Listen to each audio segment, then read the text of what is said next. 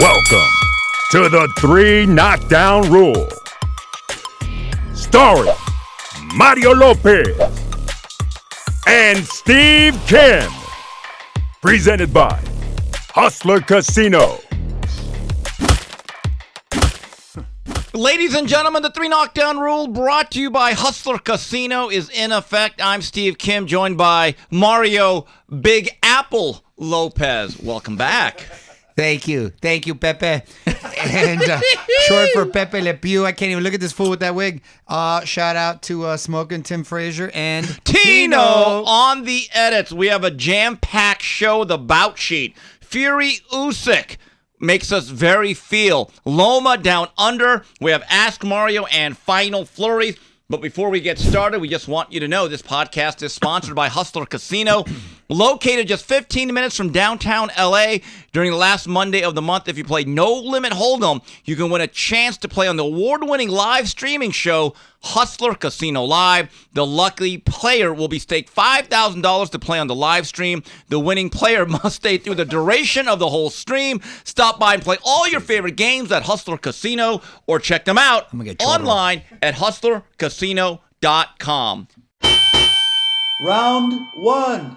Round number one from Riyadh, Saudi Arabia, the Kingdom Arena, and we have a heavyweight king. The undisputed heavyweight championship of the world was on the line, and it was Alexander Usyk pulling off the mild upset, scoring a split decision in 12 rounds over the Gypsy King Tyson Fury. Your scores: 114-113, 113-114, and 115-112 in favor of Alexander Usyk.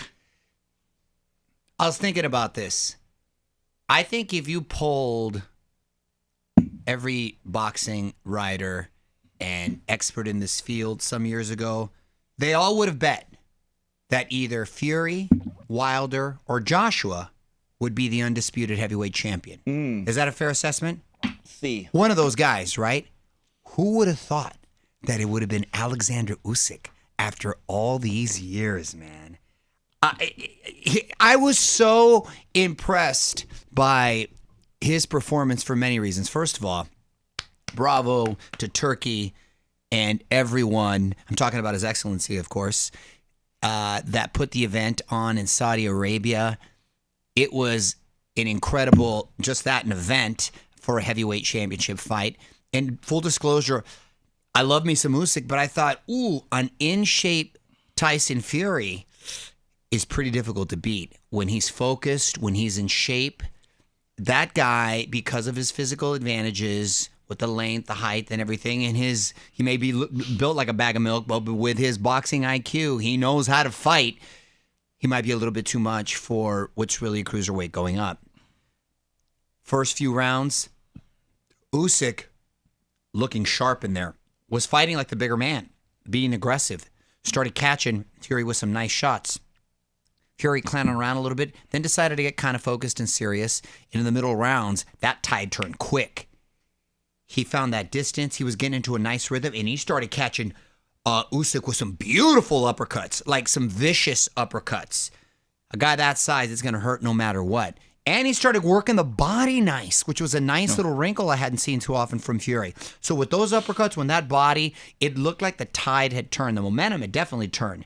And I'm like, oh, man, well, Usyk made it to this point. He fought valiantly. He's going to go out on a shield. But then something happened.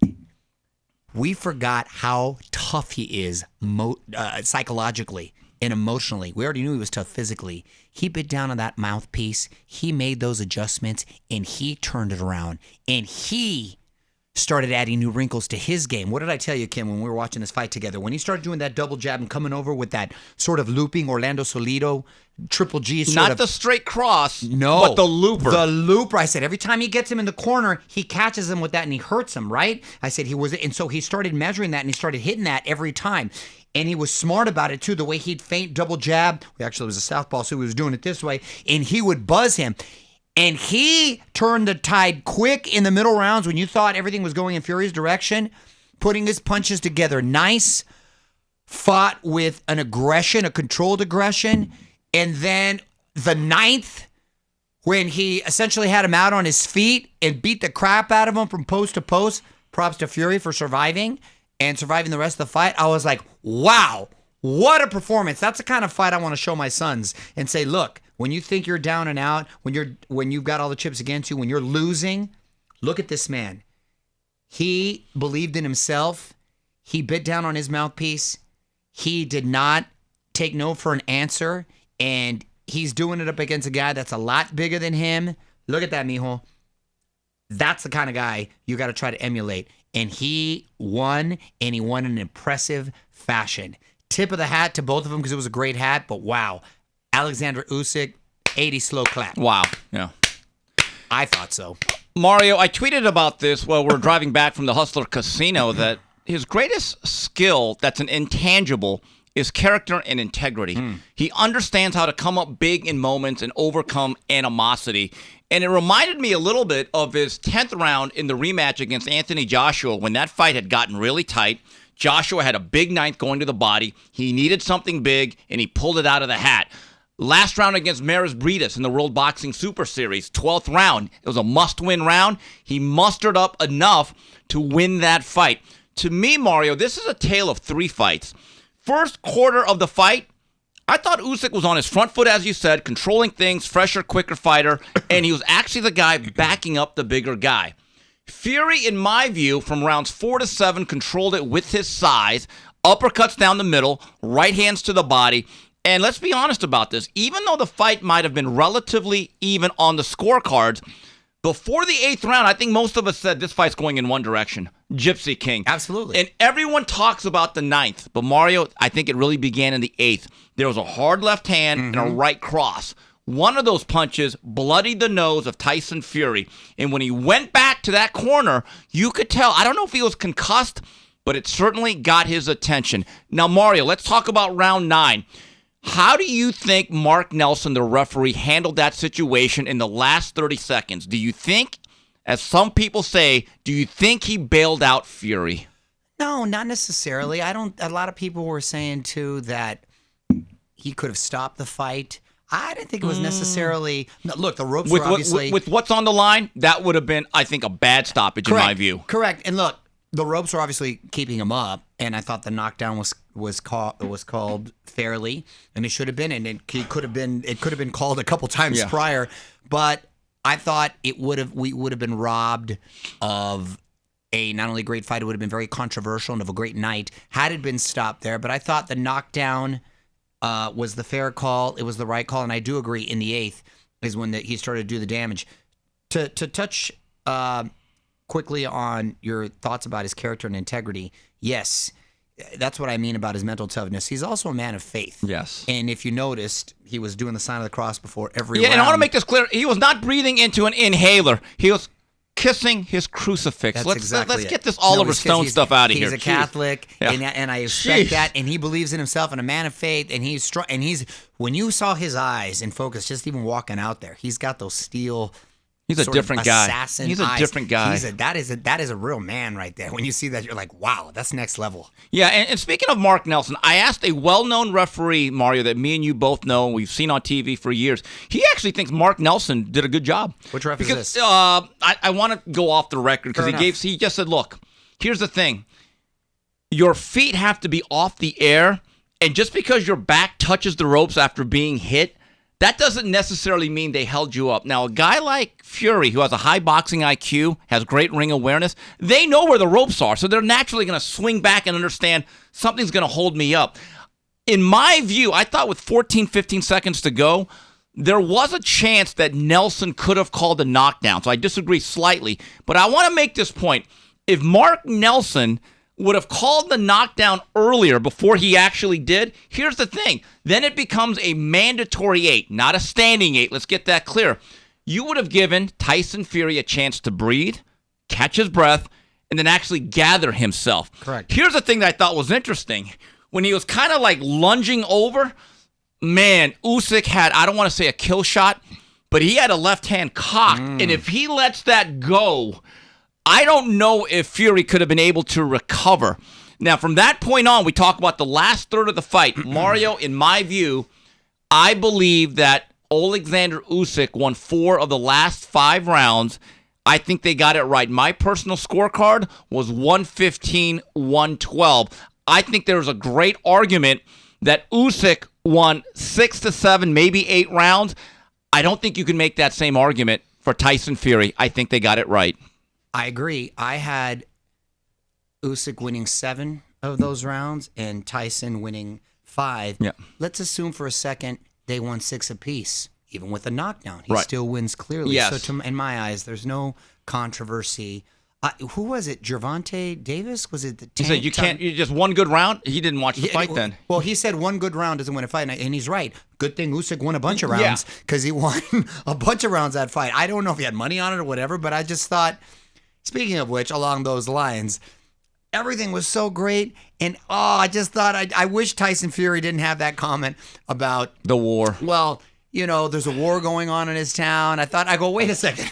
Wait, there was a war going on for Lomachenko. He didn't get that nod for Devin Haney. And that's when it was a bigger story last year. Yes, and I actually think he won in a clear fashion that fight. So I just wish he had, it kind of dampens and he took some away, which was a very mutually respectable fight between the two. It's interesting about Alexander Usyk. People consider him small. Maybe compared to today's heavyweights. Today's heavyweights, right? But he's 6'3", 223 for this fight, right? Yeah. That's about as big as Muhammad Ali, Sonny Liston, George Foreman. Correct. But you're going back generations going, now these guys are much, you're looking at Joshua, you're looking at Fury, Wilder, these guys are huge. Right, they're built like power forwards, but I will say this, in terms of the punching power. Zhang Ling or whatever the homeboy. That guy's a monster. That's what I'm saying. He truly is a monstrous human being. He's the Great Wall. But you look at Usyk's punching, he did a much better job, in my view, of turning over his punches through the knuckles and punching through the target. Look, Fury's a big guy, so as a professional fighter, if he hits you, he's going to jostle you. It's going to matter. But as we saw in this fight, when it really came to headshots, over the top, like you talked about, the looping left hand. Because he moves his head, too. He never leaves his head, he moves his head every time. He's so defensive-minded, too. He's a really intelligent fighter. At this point, there's no doubt, Usyk is no longer just a blown-up cruiserweight. Much like Evander Holyfield, it took him 6 or 7 fights to truly become a bona fide heavyweight. Usyk is now a heavyweight. We could say what we want. Look, he's not going to win any jump balls. He's not undisputed. He's heavyweight undisputed, champion. and I certainly think that we're going to talk about his pound-for-pound status a little bit later. There is a rematch clause. If they fight in 4 to 6 months, who do you favor? I favor Usyk. I don't know if Tyson Fury will get as well. Maybe I'm not. I don't know. That's what he'll get as motivated, and I think he'll come in prepared. But I think he knows what he's dealing with. And I was very surprised to not see him try to fight like the bigger man. Usyk was the aggressor the whole night. He didn't even try to hang on him or wear him down. I think. And he's so good with his feints and stuff, but Usyk wasn't biting. I think knowing this athletic guy who's a southpaw, very clever in his punch selection, has already got the better of him and knows he can hurt him. I think he'll be a little reluctant. And Fury was already a little reluctant letting those hands go. I think he'll be more reluctant. And I think Usyk, if he doesn't hurt him, I think he'll outwork him for sure. So I still like Usyk. We talk about the intangibles, what they do away from the ring in the downtime. I would trust Usyk a lot more. Let's go back to the events here. From the time he fought Ngannou, this fight was supposed to happen in December. Then they backed up to February. Then Fury got cut. Usyk just said, you know what, I'm a pro. Even missed the birth of one of his kids. Again, we're talking about that mental toughness and that stability. We don't know how Fury, who much of his persona is built on being a great fighting man, the greatest heavyweight of all time, which I never really believed. I think he's very good for this era. But again, I would trust Usyk for the next 5 to 6 months to be a more dedicated pro than Tyson Fury. So I think that's an understatement, to be honest. All right, taking a look at rest of the undercard. Quick thoughts here. IBF Junior Lightweight title switch hands. Anthony Kakase runs through Joe Cordina in 8. Agat Kabayel. I want to give a tip of the cap to this German cruiserweight. 2 fights in Saudi Arabia. He has been the underdog, and once again he delivered, dominating Frank Sanchez. He is now in the money. Frank Sanchez looked like one of those guys that I see at 24 Hour Fitness, those bodybuilders that do a lot of bench press and shoulder press that try to hit the heavy bag. He looked way too bulky, way too slow, simply could not get off, and he got worn down by Caballel. And Jai Opataya, he struggled a little bit down the stretch against a still lively Maris Bradis, but he was able to retain his IBF Cruiserweight title with a tough 12-round decision. And Mario, as Boys to Men once said, it's the end of the road, Oh, God, he's saying, and I can't... No more tequila for you. No more tequila for you, Pepe. It's over for Sergey Kovalev. He had nothing left against Robin Safar. Got knocked down late. He simply did not have his legs. There was a time he was one of the most concussive, devastating punchers that if he touched you, he would almost paralyze you. Had nothing left on his shots. All he had left was reflexes or the ability to kind of go through the motions, and they got a lot out of him. I do wonder with his personal problems and the fact that I thought he was probably robbed against Andre Ward. Yes. Is he a Hall of Famer when it's all said and done? It's a good question. I don't know. He's right on the fence, right? He's right on the if he gets that decision, you're saying you're a Hall of Famer. with, you're pound with for pound. Andre Ward, absolutely. Yeah. Which he deserved. Yeah. And I think the majority of the public would probably agree. He definitely deserved. Right. So I truly believe for Sergey Kovalev, it is over. All right. When we come back on the 3 Knockdown Rule brought to you by Hustler Casino, a lot to talk about. Fight review, fight preview, Ask Mario, and final flurries. Catch the streaming live right on YouTube. Welcome to the big leagues, kid. $1.2 million.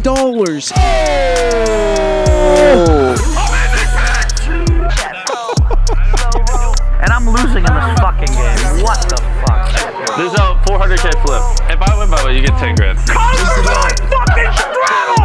my fans.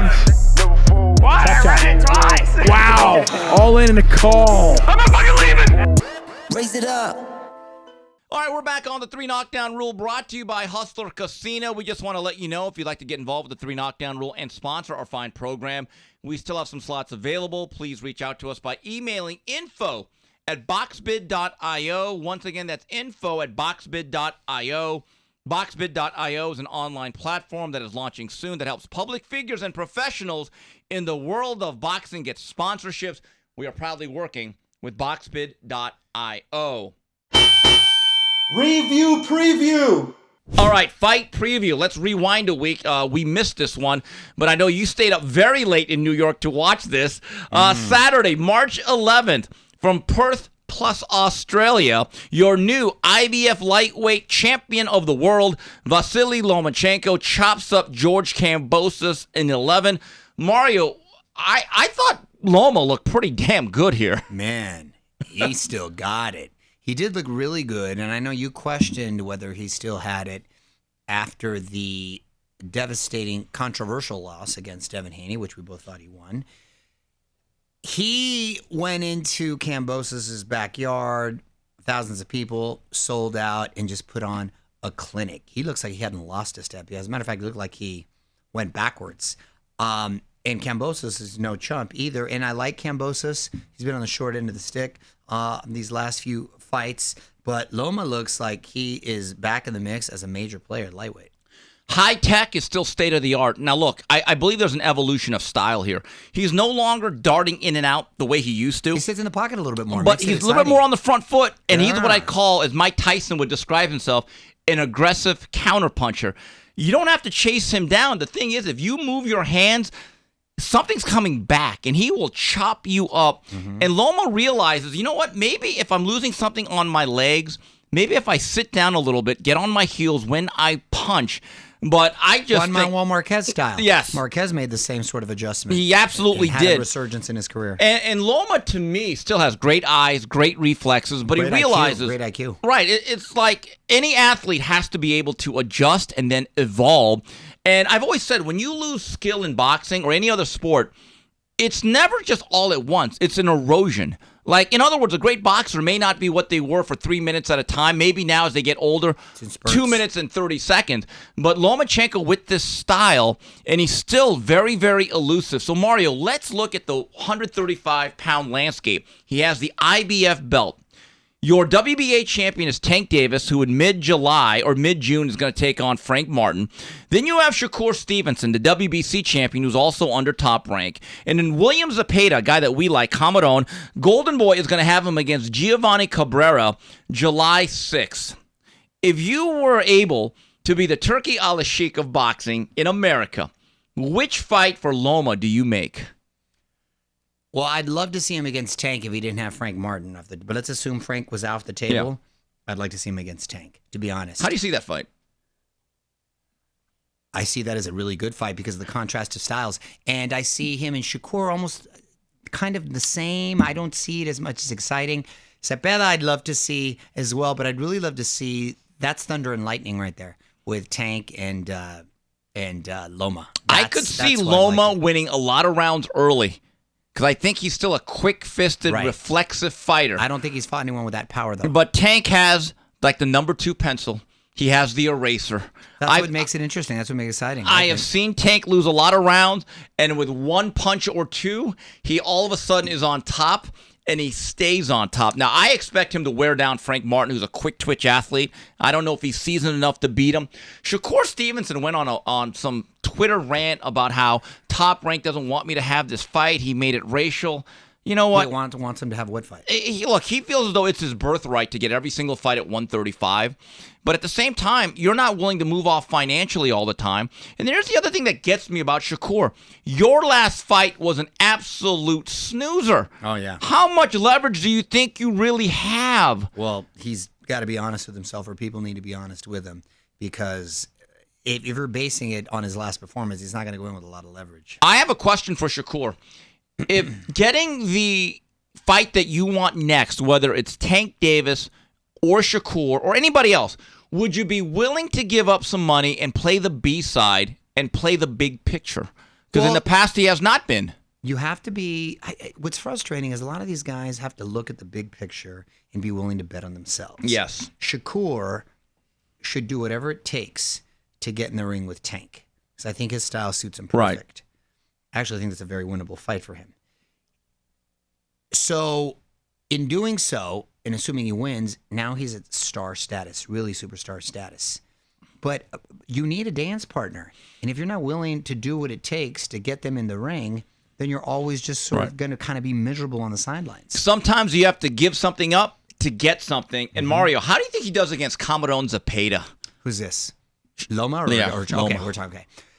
Well, you know, I love me some Zepeda, but he's sort of overwhelmed. That's another great fight, stylistically. I'm just telling you, look, it's one thing to say he's a front foot fighter, but are you a front foot fighter with Zepeda throwing 1,000 punches around at you, though? I'd rather see Zepeda get the belt from the Ukrainian that just beat Navarrete. And we'll talk about that. Yes. But again, we'll see how that plays out. And speaking of which, this Saturday from San Diego, from the Pachanga Arena, not casino, on ESPN, your new WBO lightweight title in Viva Ukraine. Great run for them recently in boxing. Denis Baranchyk pulls the upset over Emmanuel Navarrete, 116-112, 113-115, and then 115-113. Mario, I'm not going to lie to you, though.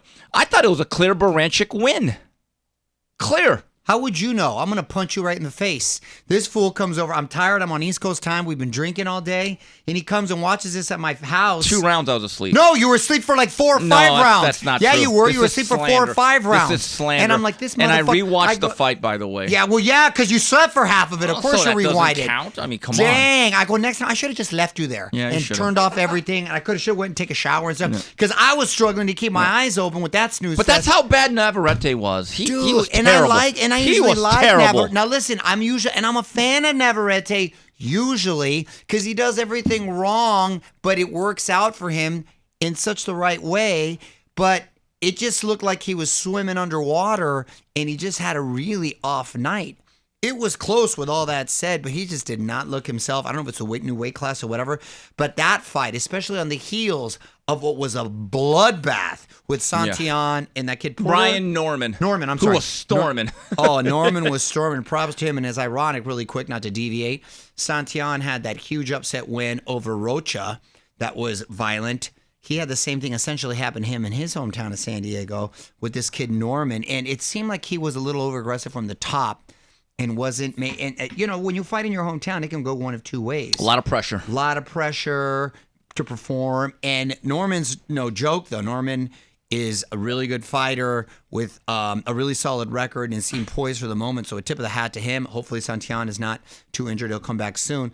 But on the heels of that, to get fired up for Navarrete Baranchyk, and you falling asleep for 5 rounds and snoring your ass off, dude, I wanted to punch you, and then I was struggling. I needed a Celsius or something to keep me awake for the rest of the fight. But yeah, I guess Baranchyk won. Yes. It was just so uneventful. You know, Navarrete usually has the dad bod. And we saw Usyk earlier that day, so that's why I was fired up to end the night like that. And with your ass, now you put me in a bad mood. I need You know more how tequila. Navarrete usually has the dad bod?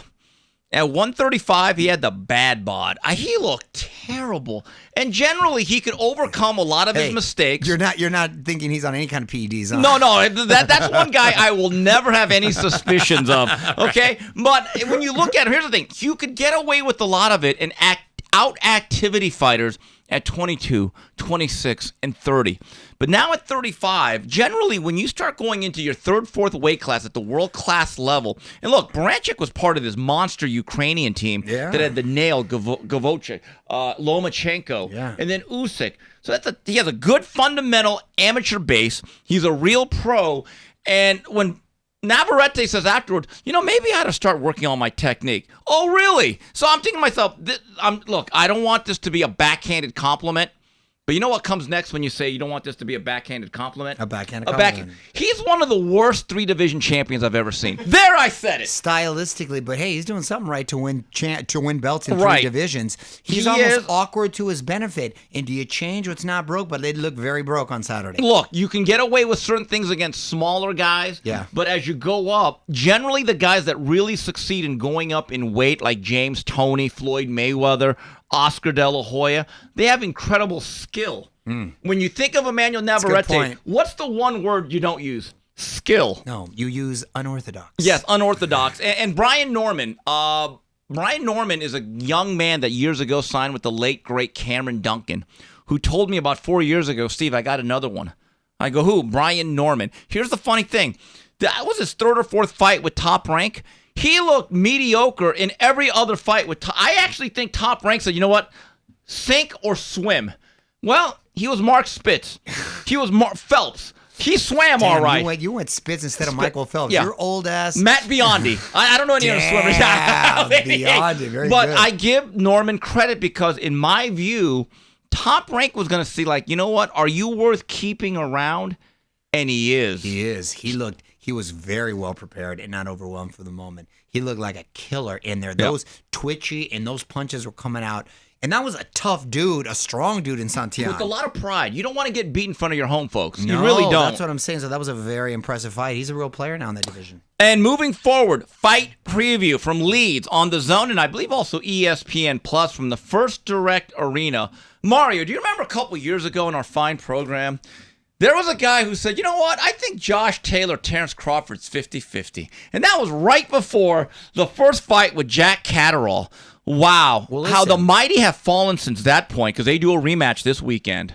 Navarrete looked incredible a couple of fights ago, too, so against Oscar Valdez. So things can happen really quick. You can't always judge a guy right on the... This game, it changes. Quickly, it changes. You can get old overnight, and we're going to see what he has left in the tank because I was at the fight. I don't believe you were there, but I was at the fight in New York when Teofimo Lopez put on a really beautiful display. A show. Yes, a show. He fought a very well-prepared Josh Taylor. And he won that clear, and it was a distinct victory. But we're going to see if he still got it, Taylor, and if Catterall is able to be victorious, then he becomes a real player in that weight class now that needs to be taken serious.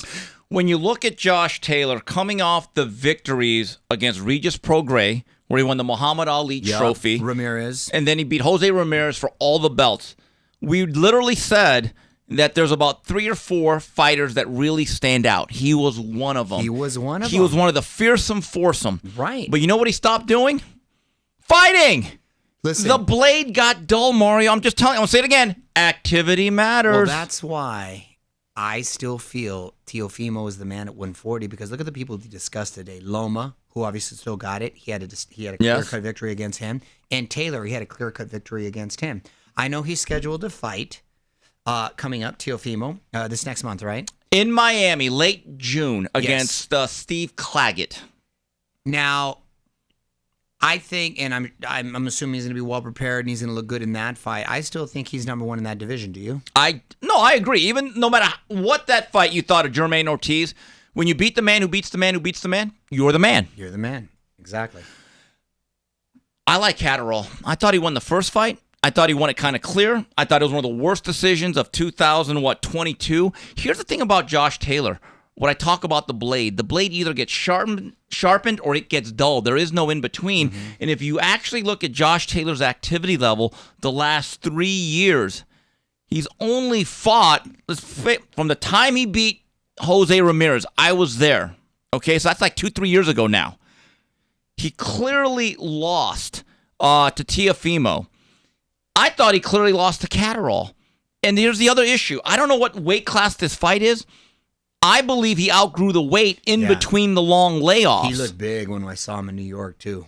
He looked big. That's what made the victory from Teofimo look that much more impressive because I was like, wow. And I don't think it was a fluke what happened. Catterall is a crafty little boxer, and he's southpaw. So a lot of those stylistic advantages the Tartan Tornadoes had in the past have been neutralized. So it'll be interesting to see what this fight weight is at and if Taylor can make the weight effectively. But I think Catterall this time wins it, and he'll actually get his hands raised in victory. And I think this should be an object lesson for every fighter. Keep fighting. It's the only way not to go backwards in this sport. Moving on to the Ask Mario portion of the 3 Knockdown Rule brought to you by Hustler Casino. Mario, this one is from David. H.E. Turkey, His Excellency, has new interviews. He has said he is taking his boxing interest to another level, not just big Saudi cards, not even big Saudi cards in the U.S., but something else, a quote-unquote major project to change the whole game. Mario, any ideas what a transformed boxing world could look like? I know what it is. What is it? A league format. Yes.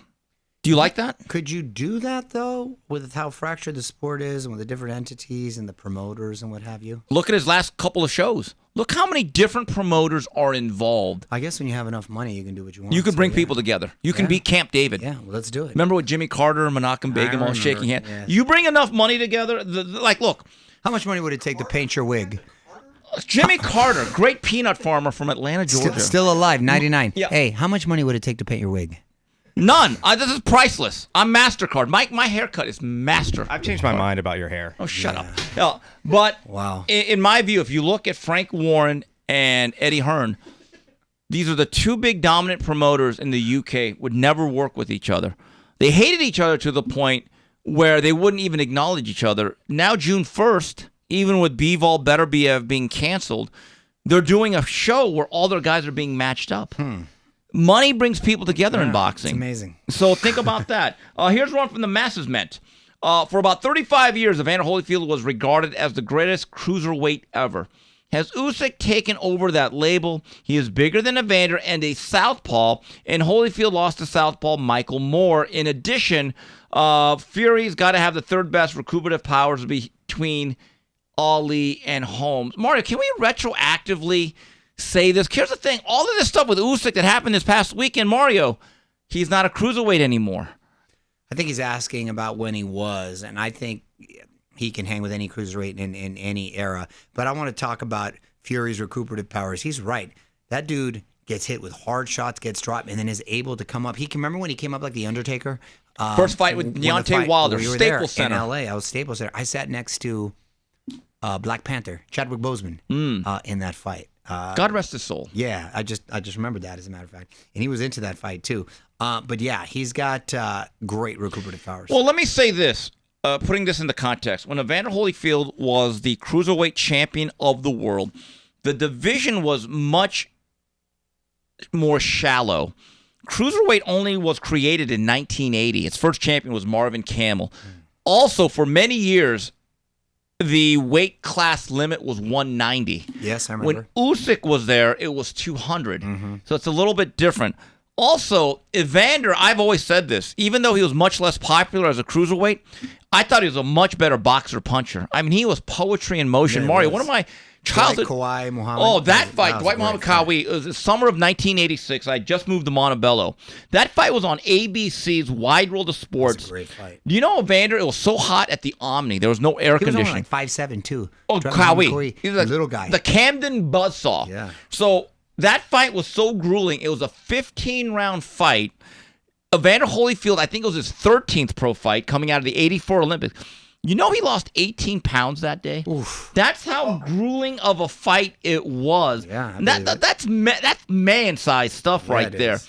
And I would argue, okay, so if you want to put this into historical perspective, Evander Holyfield was part of a very strong heavyweight era of the 90s. Mm-hmm.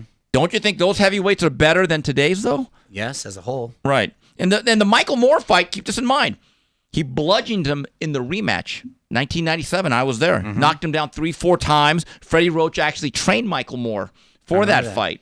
So keep that in mind. I don't know. Let's not disrespect the real deal. You can't. Ridon Holyfield's one of the greats.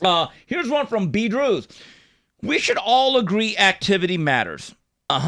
Staying active makes you better. So if the stars of the past had as much lactivity Good word. as today's boxers do, does that make De La Hoya just Virgil Ortiz Jr., or does that Floyd get remembered like Broner? How much does their legacy get diminished? A lot. Yeah. A lot. You can't compare the fighters today to the ones of even just 25 years ago. 25 years ago because of the activity and I think the quality of opponent, to be honest. So I would venture to say you take most of the champions from the 90s and they'd be either victorious against most of the champs today or they'd probably, it would be more of a 60, 40, 70, 30 split going their way. Mario, let's just put it this way. Is there anything in life that you do that if you don't do it often, you get better at? Nothing. No. Nothing. No. So I mean- the activity, and I just think the quality of the opponents too. And we've talked about De La Hoya in 1997, coming off that Chavez win, the first one, which was, I think, June 7th of 1996. Took the rest of the year off. In 1997, he fought 5 championship fights, and he said, Steve, it's the easiest year I ever had. I never had to really get into shape after was the in second shape. fight.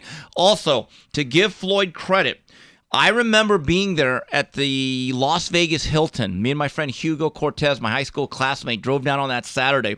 He looked spectacular in winning his first world title, 16-17 fight against Gennaro Chiquinito Hernandez. So that's in early October. Mario, 2.5 months later, he fought a very good version of Angel Manfredi. 2.5 months later, and in fact, I looked it up.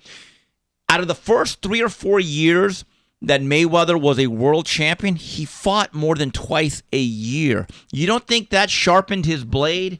It matters. Well, not only did it built his brand too, so he was able to face De La Hoya Yes. after. That's another thing these kids don't realize. You have to be able to create some sort of buzz around you if you want these big money fights. I had 37 fights when he got to De La Hoya. These guys with 20 to 22 fights, bitching and moaning, I'm like, bro, you haven't even paid your dues. Exactly. And no one tells you the truth except for me. Miami Mondo, great Hurricane fan. Met him at a few games. Hey, guys, do you feel early in the fight Fury was more worried about playing to the crowd and dancing around than focused at the task at hand? I don't. I think that's just, look, he was focused. He came in great shape.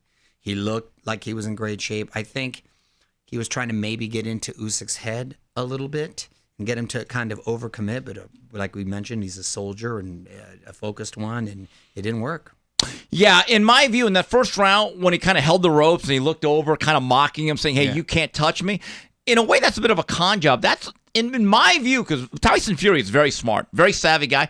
That's almost his way of telling the judges, hey, he's not touching me. Meanwhile, I thought all of the work in the first round or two was being done by one guy, Usyk. He caught him with some good shots. Yes, he did. Here's one from the spirit of competition, the only Sanch. Finally, ask the Mexican Tony Danza. By the way, you met him a couple of That's my guy. I last know week. Tony. When is he I'll finally take going to that. break out the passport for a fight in Saudi or Japan? Or is he not the boss? Tony Maselli. I'll take it. Very good. I really want to go to Saudi Arabia too. So I have to figure that out. We're gonna make it. We'll make we it got to happen. make that happen. I'd believe it or not, I'd prefer going to Saudi over Japan just because it's such a Oh my God. different world. No, just because it's such a different world, right? Japan, I imagine, is just a very clean America in a way, right? Like Yes. it essentially it's the first world. But Saudi, like you have no idea, and the lifestyles and the customs and the people and the food and all that. I want to experience that. All I could say is stop the Asian hate. No, but I'm with you. You know what I mean? I will say this. Watching an Inoue fight at the Tokyo Dome is on my bucket list. I'd love to go to truly both. I'm is. just saying if we had to pick. And I do want to visit the Hello Kitty factory. All right, here's one from Leave the Silo. Good fan of ours. This is the question I think a lot of people wanted us to answer at the beginning of the show. Does it seem unreasonable that some boxing fans are calling Tyson Fury overrated even though he was beaten by arguably the number one pound-for-pound fighter, Usyk? So, Mario, let's go to the first one. Do you think Tyson Fury was overrated? No, I do not. I do not. And I'm going to answer the second one because that's the important one. To me, in this mythical pound-for-pound list, I've got Usyk number one easily, and I've remained consistent. Because when we were discussing this earlier, prior to this fight even being announced, I said, unless Usyk fights Fury and somehow beats him in a convincing manner, then all bets are off. He's number one. He did that. Usyk is number one easily. He beat Joshua twice and the unbeaten heavyweight champ in Fury in a new division, unifying the titles in two divisions.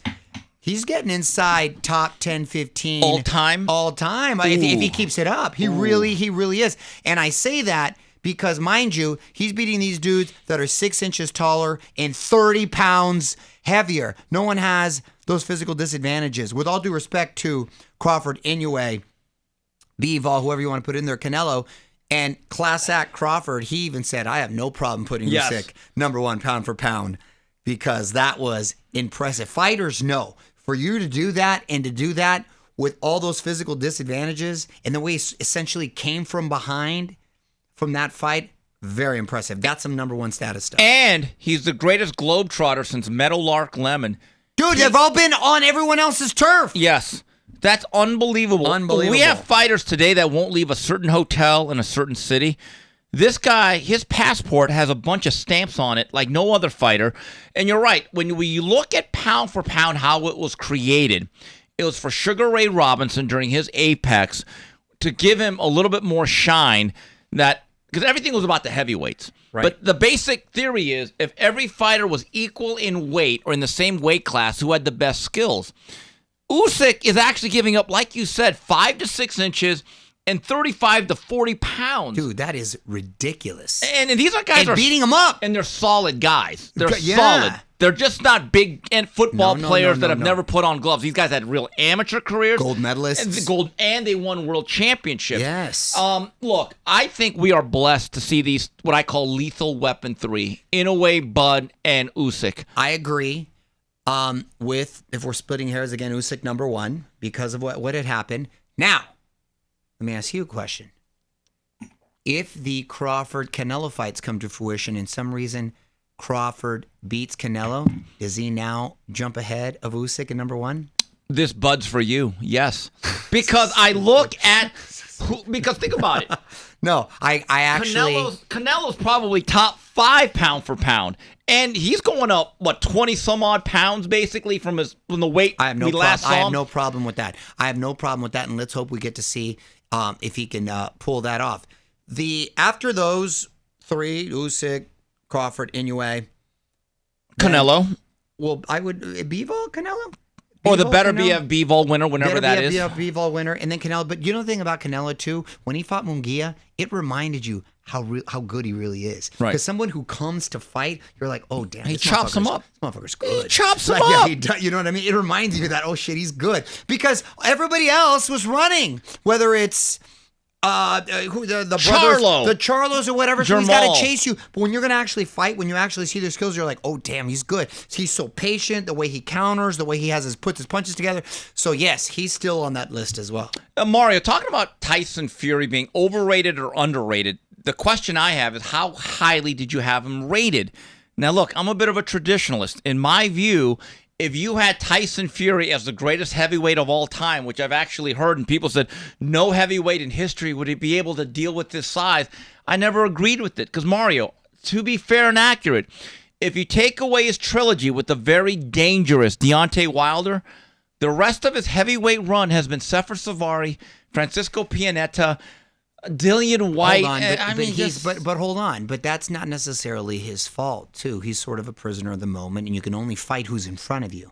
And everybody that's put in front of him, he's beat. Right, but he's also been very, very cunning in that. He retired for 2.5 years after beating Klitschko. Okay? And then I believe that there was a great marketing campaign, I would say flat out propaganda from ESPN, who kept talking about the linear title. Okay, whatever. Look, defend your title against real guys.